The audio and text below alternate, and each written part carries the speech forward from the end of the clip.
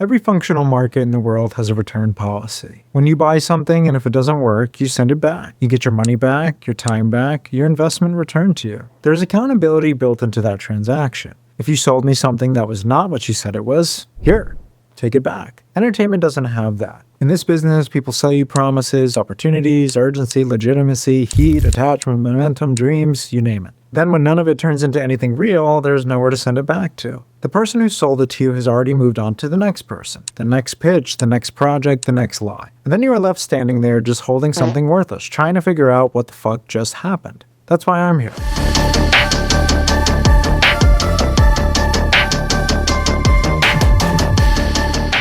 My name is Sean Rapelier, and before anybody does the lazy thing and writes me off like I am just some guy mad on the internet, understand this. I did this for real. In fact, I am still doing this. Over 10 years on 35 major studio productions, from a first-time production assistant all the way up to a UPM and producer. And no, I do not come from a formal finance background. That does not make me unqualified to talk about what I have spent the last 3 years living through. If you are good at something, you learn every part of it, not just the part with the title people respect most, if they even respect that at all. And it turns out the industry does not care how you got here. That's the iron. Only that you showed up somewhere where nobody else would. And that's me. I've devoted my life to this. And you know what all that time and experience has taught me?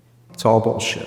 Not that the work is worthless, not that the craft is worthless, but that the system around the work is bullshit.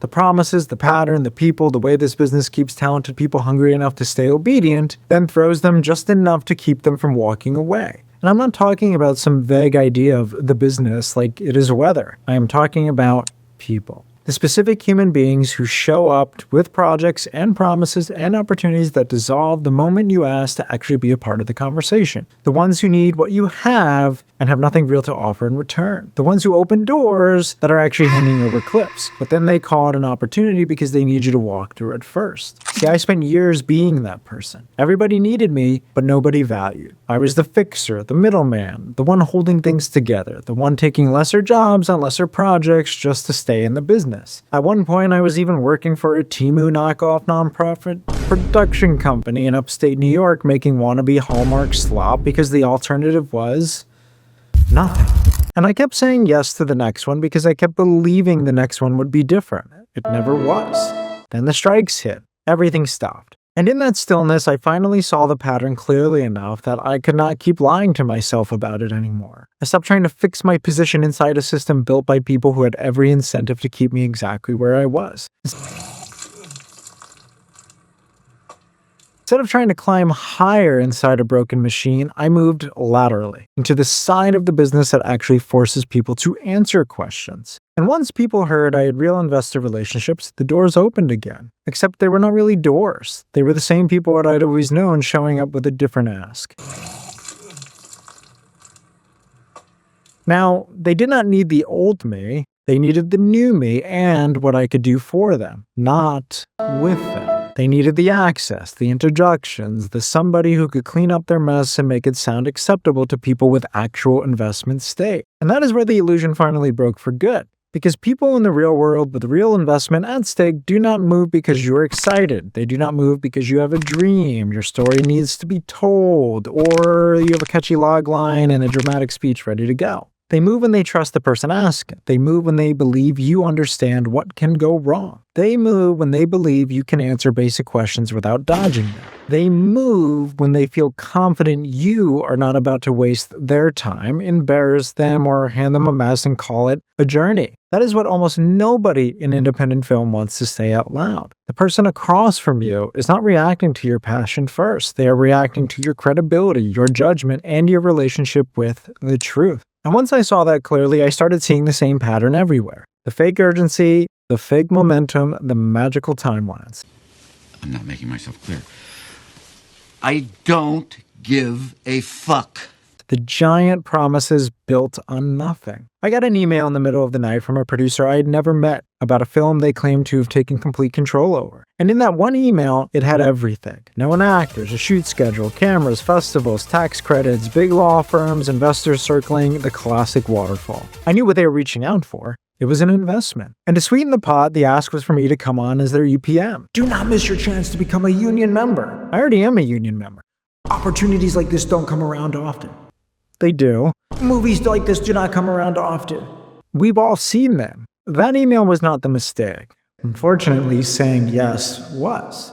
Not because I believed it, but because I wanted them to prove it. I told myself the same thing I had watched crew tell themselves for years. Let it get real, and then I will deliver. That is how you get trapped. We didn't go to contract until June on that project. The whole thing dragged until October. So for 8 months, it was all future tense. It was next week. It was tomorrow. It was waiting on the lawyer, waiting on the money, waiting on the star. All of it. Always waiting on something that somehow kept me on the hook while producing nothing real I could put my hands on. And then finally, I understood the truth. The delay was not the problem. The delay was the product. In fact, the promise was the product. My yes was useful to them even if nothing ever happened, because my yes made them sound more real to the next person.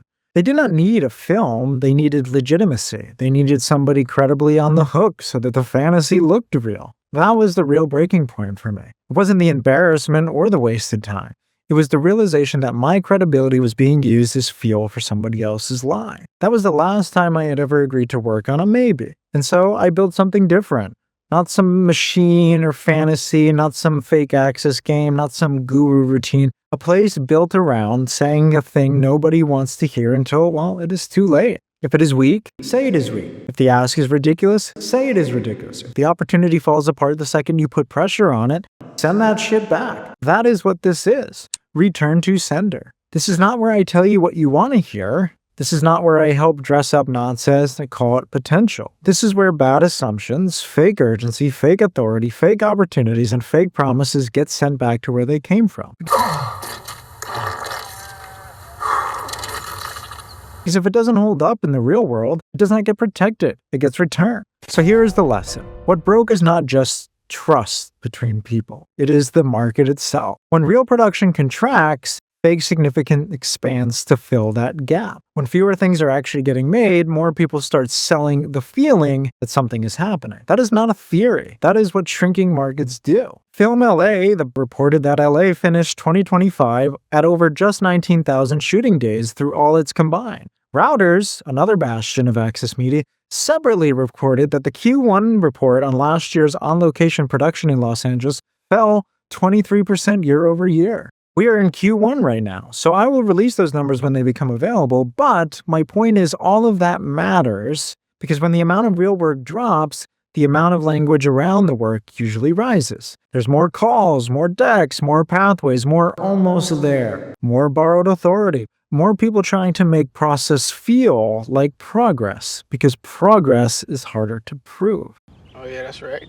Duh, let's go. And on the buyer side, the mood has not gotten looser, it's gotten tighter. Right now, buyers are openly describing themselves as very selective, and that comes directly from my circle as we currently move through South by Southwest coverage, which is also describing it as a more disciplined buyer class rather than a market throwing around easy speculative offers. That is the larger problem.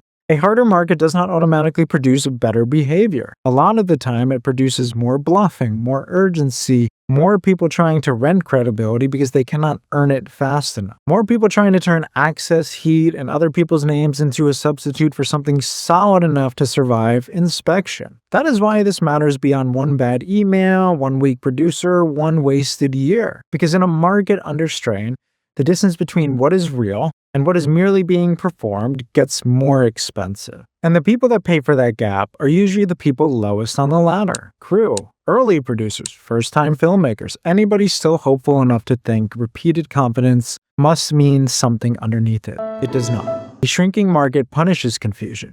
It punishes people who cannot tell the difference between activity and movement, between attachment and control, between a real opportunity and a sales pitch for proximity to one. And that is exactly why outside review matters more now, not less.